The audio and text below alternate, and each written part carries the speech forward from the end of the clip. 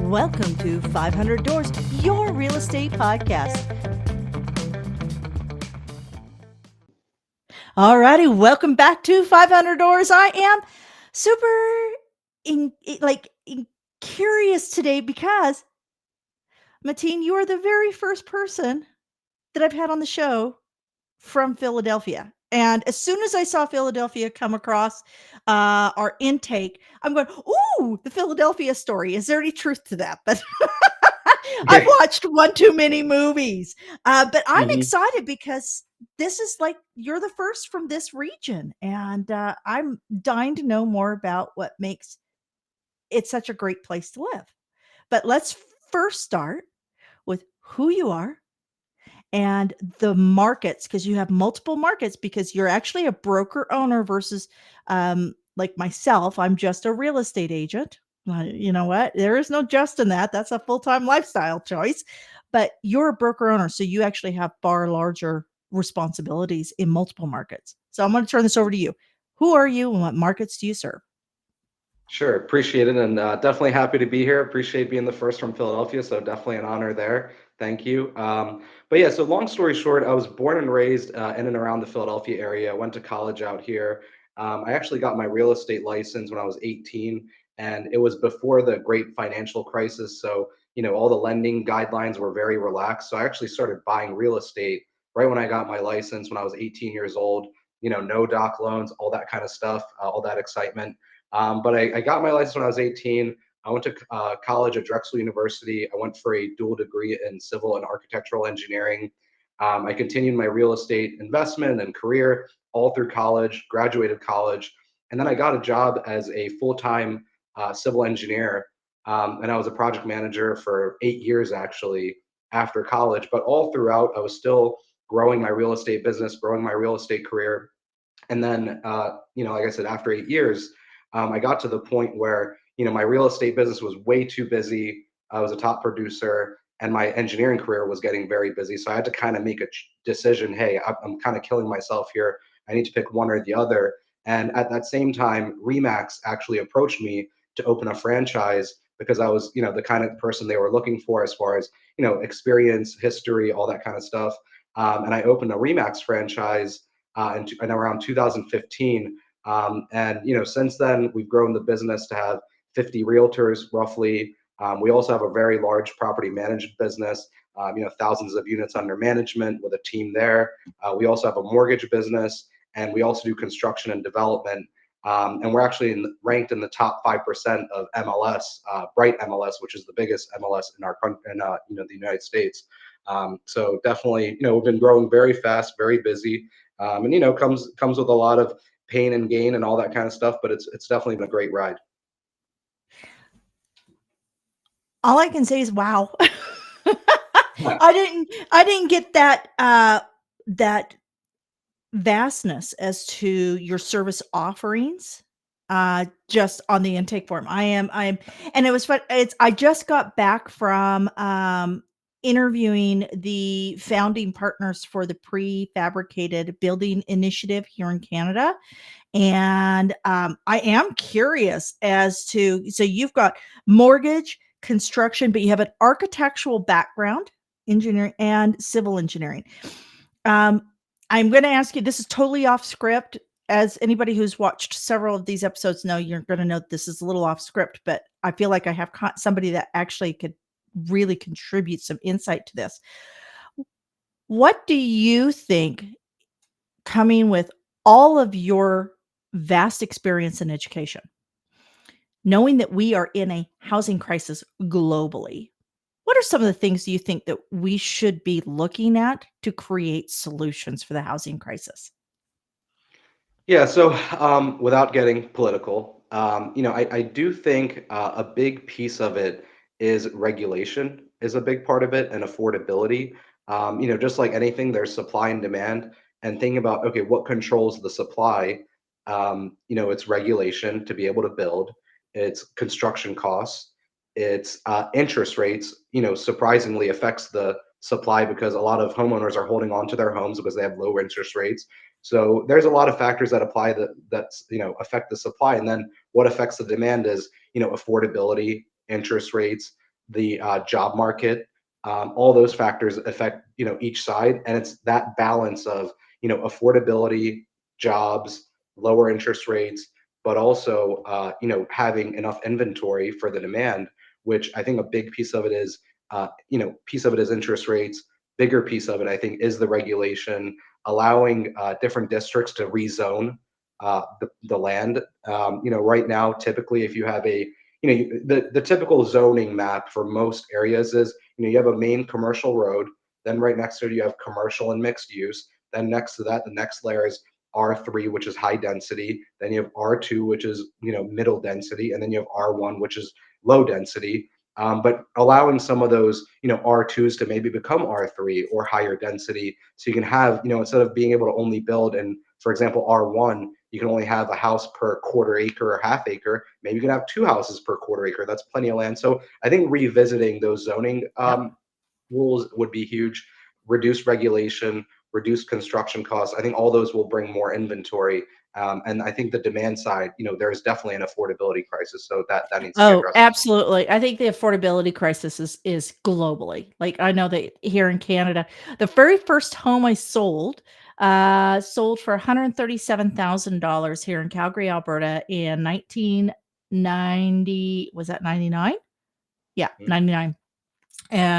That same house just went that same model within that same kind of block just went for like $580,000. So we're talking a generation, and it's more than doubled, and yet Mhm. incomes have not. I think also looking at new technologies, but you are absolutely right on the governance and the R1 versus R2 versus R3. Here in Calgary and in parts of Ontario, they're doing the same thing.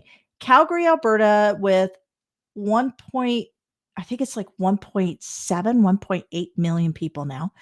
Calgary, Alberta just did a swath rezoning of every R1 property to R2, meaning that you Beautiful. could put an ADU, an auxiliary dwelling unit, that is a like a granny suite or something like that, in the back of your property, side of your property. And our properties are not a quarter acre. Let me tell you, we're lucky if we got a 50 wide by 120 deep. We don't like they're not big lots, but they did a swath rezoning because we don't even have room for our university students coming in. Right? Mm. So there's no additional, space. I love the fact that you're this knowledgeable, because this really plays into the community leadership and the advocacy space. Let's talk about your markets and what makes them unique, and how do you support your markets? What markets are Sure. you So in? What makes them awesome? Sure. So we have two offices. We have an office in Philadelphia, and then we have an office in the suburbs of Philadelphia. And one of my favorite things, the most unique things about our area is, we have Center City, Philadelphia, and everything there, which is high density, a lot of hustle and bustle, very urban, a lot of good companies, jobs, universities, all that stuff. And then we have the suburbs, which are completely different market. They've been trending differently. The ups and downs have been different. Price increase, decreases, everything like that has been different. And most of the agents and brokers out here, they typically service both. You have Philadelphia, and then within an hour of Philadelphia, you have multiple large counties with different school districts and all that stuff. And we have some of the best school districts in the Philadelphia suburbs, and in Philadelphia itself, we have some of the best universities like Drexel, Penn, Villanova, St. Joe's, you can go on and on.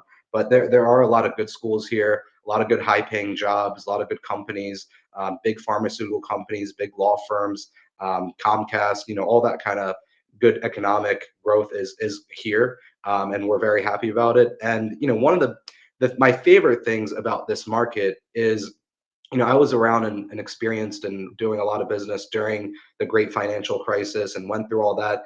And even during that time, when that market crashed, we didn't have a huge drop here because the prices in our area, they've never deviated so much from the national average, where they, like Florida or California or some other parts where prices, quadruple or double, or in such a short period of time. In our area, it's always been a steady, slow growth.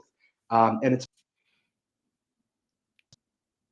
been kind of close to the national average. Like the national average is I believe, for the average price home. And in our market, it's right around the same number for the average price home. So I think because of that, we've never experienced a huge drop like other parts of the country have. And I don't expect it this time either. It could be a 5-10% drop of, the bubble burst, whatever, but it's similar to last time. And I think in any market where you're close to the national average, you're at a little bit less risk, especially if you don't have mass layoffs and you have good economy and all that.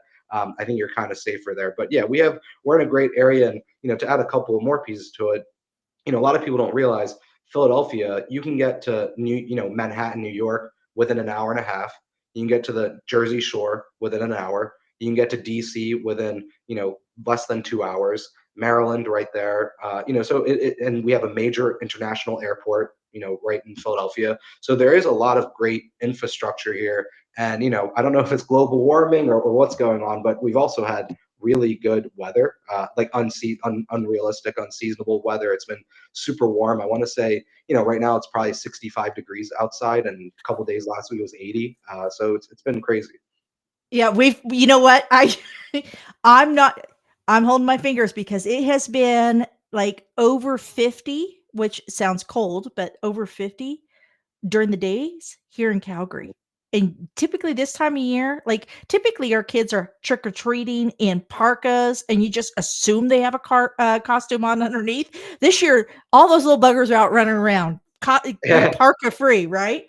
Um, is there now, I know that from New York to DC to that there's like major train systems, rail systems.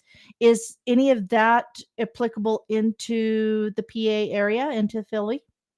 Yeah, so there's an Amtrak you can take direct.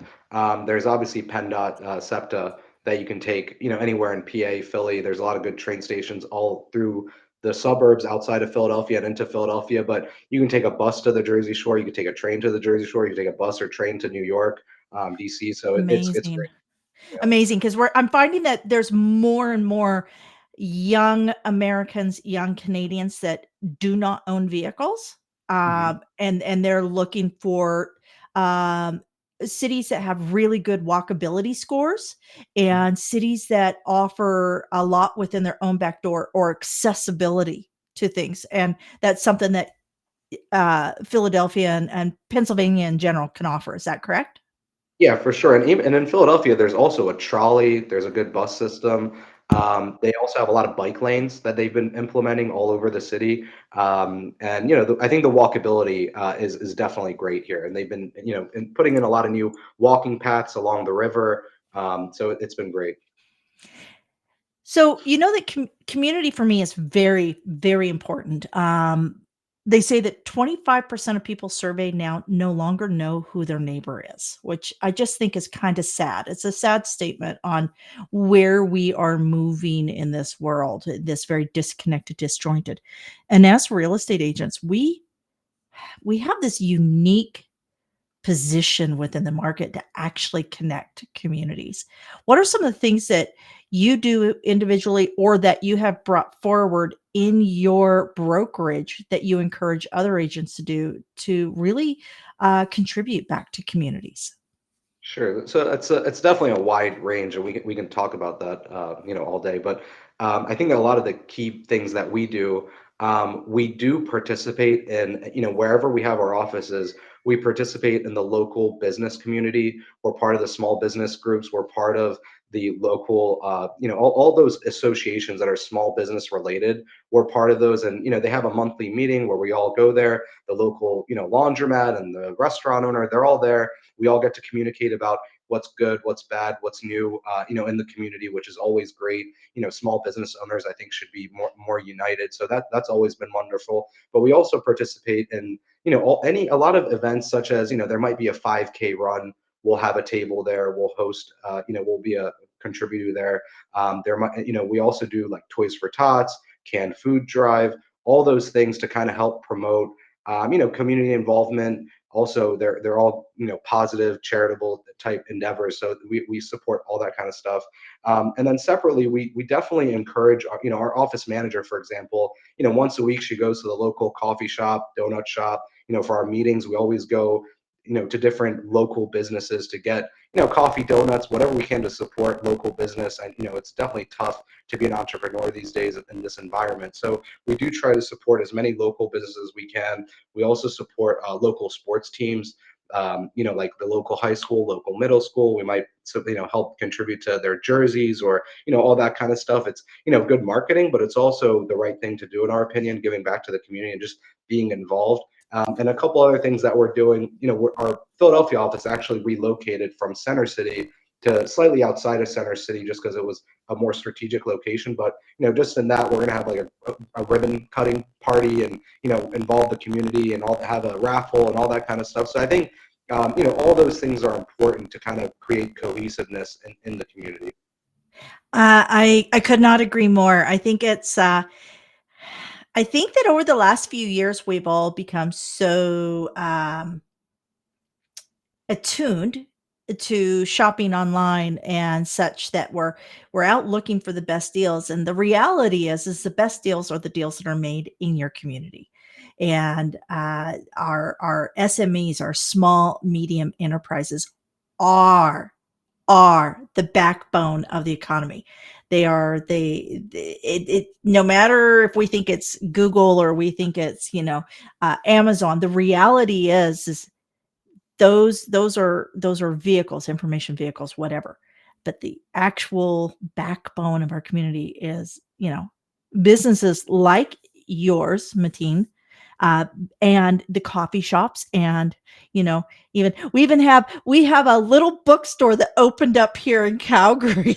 And it's a Nice. women's romance novel and wine bar bookstore. I'm going, man, if I was a guy, I'd have a barber shop next door. Yeah, yeah, definitely. If you're looking for your future wife, go Ah, there. there you go. There you go. So, in knowing how you're supporting back to community, is there a hidden gem, anything along those lines, like somebody you just want to give a shout out to, or a place that you tell other people that maybe have lived there forever and never knew about? Yeah, I mean, there's so many good places out here. And I'm a regular at a lot of places. But I would say there is a local bakery actually near my house that it's an Italian bakery, but their whole slogan is we're more than a bakery. It's called Collegeville Bakery. I live in Collegeville. But they have, they're very involved with the community. They have a lot of, like, all the sports, big sports guys go there. A lot of the news anchors go there. They always have all these pictures with all these celebrities. But it is a very good family restaurant. It's called Collegeville Bakery. But we live like a mile from it, and we eat there too much. But they have pizza, pasta, all that stuff. But they're very, ingrained in the community, and they do have a good, ethos, and they do give back, and they're very involved in a fan favorite. So I'd give them a shout out. Well, and so if you're looking at moving to Philly, make sure you call Mateen and his crew. They'll take care of you. And reserve a table for a day or two at Collegeville Bakery. I'm guessing that you could meet all the neighbors you need to meet moving in there. What do you think separates? We've talked about your community involvement. We've talked about your length of time, your education, your diverse business background, the fact that a major brokerage came to you to request, we would like you to be part of our team. I mean, that's like being selected for uh, uh, a national football league or something. Like, you're being selected. um but what else do you think helps separate your real estate business practices or your brokerage from others? What is your unique position? Sure. So I think the biggest, there's a lot of factors there, but some of the biggest factors that I would say has lent me to my success and where we are is, number one, and not everybody can control this, but I think this was a huge advantage in my career, was that I was born and raised in the same area I'm doing business in. And I've always lived here. I'm 38 now. I've been living in this area for 38 years. I went to high school here, elementary school, middle school, college, worked here, etc. So just being somewhere for such a long period of time and then having a business there, you have such a big network growing up there, from childhood friends to college friends, as teammates and sports mates, and all those things, work work colleagues, etc. So I think having that huge network just from being living here and being in the same place so long really helped my career, no question about it. And then the other piece is, just living life in general and do golden rule, which is treat others the way you want to be treated. I think that's huge in anything you do in life, but especially in business.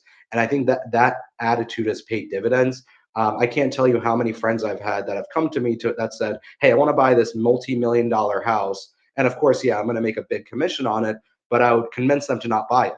And I would say, "Hey, look, it's actually like, I could build the same house for you for $400,000. Why are you paying $2 million for it? When the land is X price and the construction is X price, and you're gonna take a bath on it, etc." And sometimes they buy it anyway. But I think really, talking to people and treating them, and treating every purchase like you're the buyer or you're the seller, and only doing for them what they would do for themselves. And yeah, you may not make as much commission or whatever, but that doing business that way will pay dividends, and that those clients will use you for the rest of their life. They won't just do one deal with you. They'll refer you to their parents and kids, and etc. So I think doing business that way has been huge for us. And your reputation is, it takes a lifetime to build, but it takes a moment to lose. So I think all those things are super key. I love that. Doing for others as you would want, done unto you, right? I think that's critical. Um, what so I'm gonna this is where I always ask successful business people within real estate advice to new agents, because I don't want to see anybody fail. I love to see people succeed. Um, I'd like you, and this is going to be a hard one because I'm sure you have multiple things you practice on a daily basis that lead to your success and that you encourage your other agents within your brokerage. But if you were to select one key thing that every agent should do every day, or at least 5 days a week, to lead to success, what would that one thing that they would need to adopt? So it's hard to say one thing. So I'll give you a few things if Okay, give that's me okay. 3. How's that? Does Okay. that help? Give me 3. Yeah, 3 things that an agent should do every day for success. sure. So I really think you need to be persistent and nonstop hitting the pavement with marketing, networking, controlling your operating budget with marketing too. There's so many things you can do for free that aren't don't you don't have to pay for. I think when a lot of agents, when they get their license, and then they don't scream it from the mountaintops, "Hey everybody, I got my license." And then their buddy buys a house and they're surprised that they didn't use them, because it's like, "Hey man, I didn't know."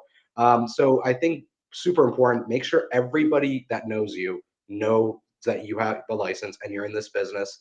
And one of the challenges, and it's kind of a fake war, and this that was number one, outreach to everybody, your network. Number two would be, I hate to say it, but fake it till you make it. And it's a very dirty term. I don't like it in most things, but I hate to say it in sales and in real estate specifically. You can't get your license and then put it on social media. "Hey, I just got my license yesterday. Buy a house from me." If I went to a doctor's office and the surgeon said, "Hey, I just got out of medical school yesterday, and he looks like Doogie Howser," I'm going to say, I'd rather have the old guy that's done 100 surgeries to operate on my arm. So the same thing with buying the biggest purchase or selling the biggest purchase of your life. As much as you love your cousin Timmy, if he's just got his license, you don't want to use him. So I hate to say it, for new agents, you kind of need to fake it till you make it. And when you get your license, kind of put on that demeanor or front that you're experienced somehow. I'm not saying lie, but you can kind of present yourself as an experienced professional, especially if you're brand new and you align yourself with a well-known brand. I'm not here to advocate for Remax or Keller Williams or whatever. To me, they're kind of all similar, and it's really the Yeah. individual you work with and that person. But Bingo. yeah, yeah. Bingo. So the franchise and the business name doesn't matter, but I think for a new agent, having that big name behind on your business card does bring a little, trust and faith and experience to your, presentation. So I think for new agents that is important. And the last piece is, I hate to say it, and I don't know if you're gonna go to this later, but with a lot of people get brainwashed by what they see on TV and all that kind of stuff, and they think, oh, it's a get rich quick scheme, everybody's getting their license, etc. But if you look at the number of the chart for the number of people getting new licenses with the housing price chart, they go together. Housing prices go up, more people get licensed. Housing prices go down, people turn in their licenses. And that's been even exacerbated more, where people are turning in their licenses because everybody thinks it's so easy and you make so much money, etc. So I would say, do not quit your full-time job. Do not, you need another source of income until your real estate business takes off. And I think anybody starting a new business, you should expect like 5 years maybe without being profitable. Roughly, if you do it sooner, fantastic. But you might not make any break even or make any money for 5 years, and you need Yep. something to feed yourself. Unless you have a big nest egg, I think that's really important. I heard a term called project it until you reflect it Hmm. instead of fake it till you make it. So, but it was all around being very well educated, very well versed, right? And you could project that education and stuff until your business success reflected the level of education coming in. I So like that better. Good. I have to give a shout out to a friend of mine, Brian Culhane.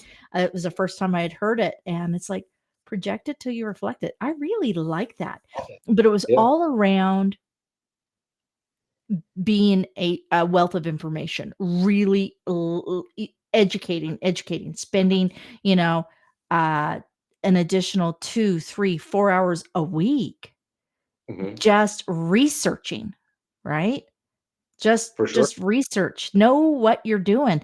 Take an hour a day, and invest it in understanding the market better, in understanding if there's a problem with, a zoning project. Mhm. Take an hour, research, call some people, go for coffee, know what you're dealing with. Right? Mhm. Nothing's worse And than selling that house and you find out that the zoning just 2 houses down has been changed to a gas station, and now that person wants to move, and the property's next to a gas station, right? You need mhm, to know these things. mhm. Yeah, and along the lines of what you were saying, you know, I think this was in it was in one of the books I read. I think it was Atomic Habits, Love that where one. yeah, I think it was that one where it was basically think of who you want to be and what you want to achieve, and then think about that person's habits and do that person's habits. So if you want to be a top producing agent or a super experienced, etc., okay, what does that guy's habits look like? What does that guy's or gal's day look like? And mimicking that until you get there. Well, and I think a lot of people don't know the numbers. They don't know their numbers, right? So I haven't.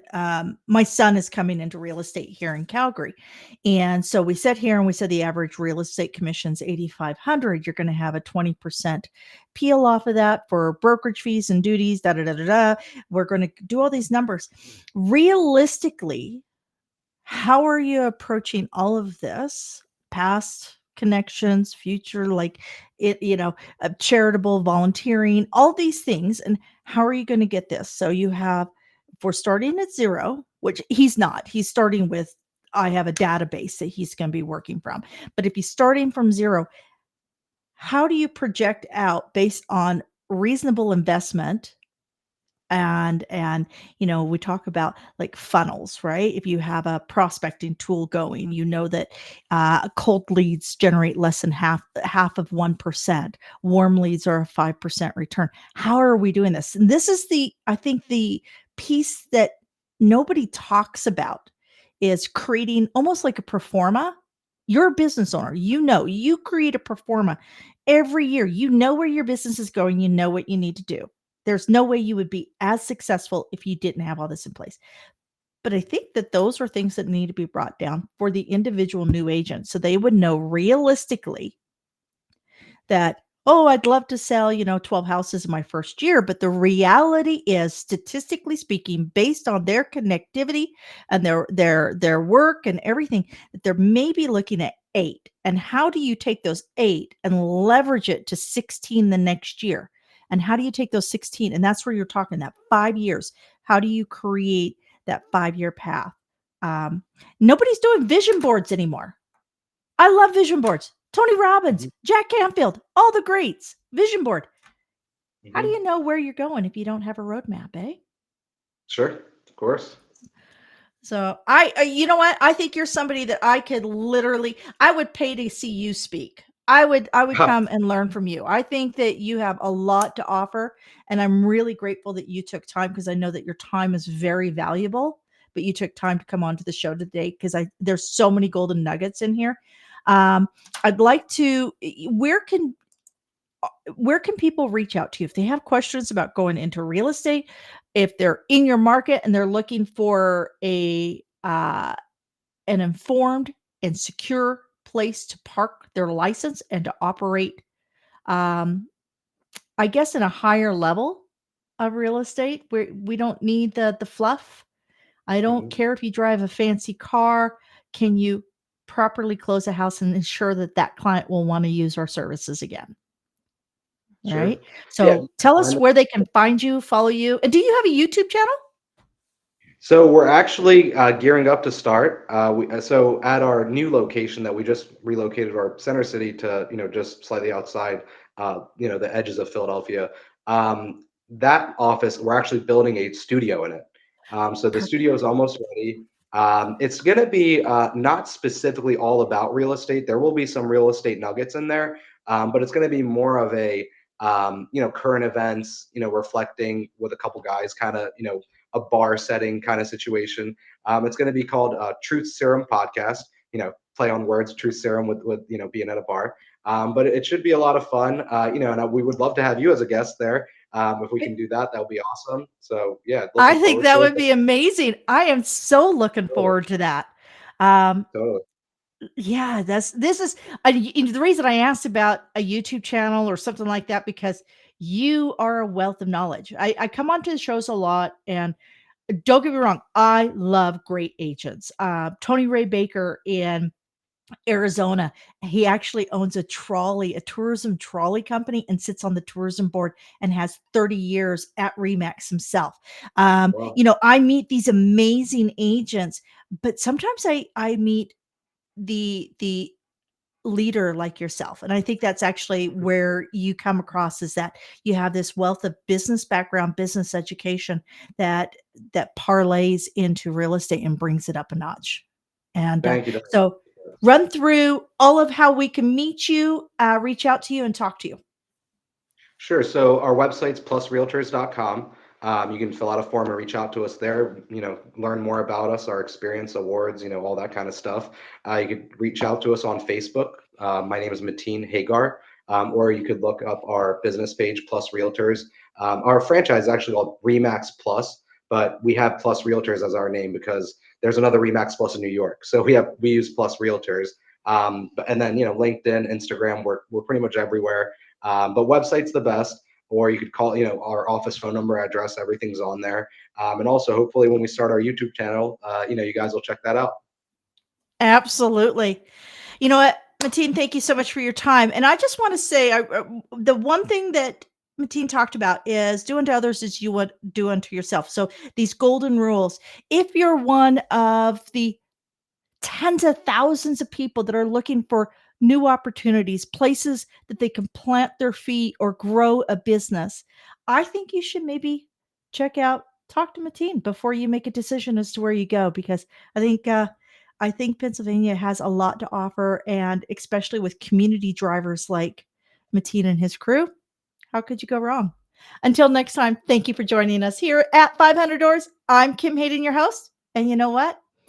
Every door is an opportunity. Thank you for joining us at the 500 Doors, your real estate podcast. Don't forget to like, subscribe, comment, and share.